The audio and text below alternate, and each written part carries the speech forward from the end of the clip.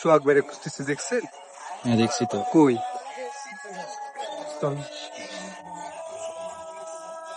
ভাইয়া, আপনি কতক্ষণ ধরে আপনার একটা ভিডিও ভাইরাল হচ্ছে, আপনি জানেন সেটা? আরে অন্য কিছু না, ওই যে আপনার পায়ের সমস্যা। ওটা কি সোয়াদ ভাইরাল হয়েছে?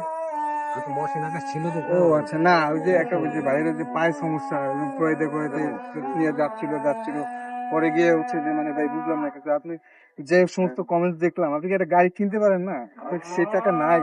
বুঝালে আর টাকা নাই, বুঝছেন? এই ভিডিওর কাছে পরে আসেন, ভাই, আপনি কাছে অনেক আসেন। মানে ইয়ে হয়ে ভাই 40,000 খরচ করছে। বুঝলাম না কিছু, ওই কি কয় এগুলো আসলে কি? আপনি কি একটা গাড়ি কিনতে পারেন না?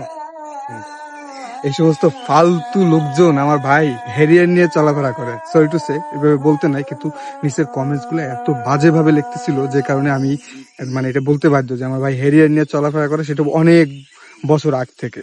এই সমস্ত ফালতু কথাবার্তা মানুষ বলবে না। আমরা অভিনেতারা সুশীল, আমরা বিনয়ী, আমরা সবসময় মানে শ্রদ্ধার সাথে চলাফেরা এবং শ্রদ্ধাশীল। কি ভাইয়া? ভাইয়া আপনি কিছু বলতেছেন না কেন? আমি গাড়িতে ওঠার জন্য রাস্তা পার হইতেছিলাম। ও, গাড়িতে ওঠার জন্য রাস্তা পার হচ্ছেন, মানে দেখছেন? এটা কি ড্রাইভারকে বানায় বলছি দিছে? যে রাস্তার ওই পারে দাঁড়াও, ও যদি ইউটার্ন নিয়ে আসে আমাকে নিয়ে আবার ইউটার্ন নিয়ে যাইতে হবে, তো আমি যাবো ওইদিকে। ওরে বললাম যে ওই পারে দাঁড়াও, আমি হেঁটে পার হচ্ছি, তখনই আমাকে ভিডিও করে ভাইরাল করে দিচ্ছে। যাক না, আমরা ভাইরাল হতে চাই কিন্তু এরকম ভাবে তো আর ভাইরাল হতে চাই না। আমরা কাজের মধ্যে মানুষ ভাইরাল হতে যেভাবে চাই না। আমাদের যে ভালোবাসে, নাটক আছে, এই চলেন, নাটক চলেন দিয়ে চলেন আমরা চলেন viral ভাই, হতে চাই। চলেন। একটা ছবি দেখো, আল্লাহ হাফেজ। ও একটা ছবি তুলে দিয়েছে।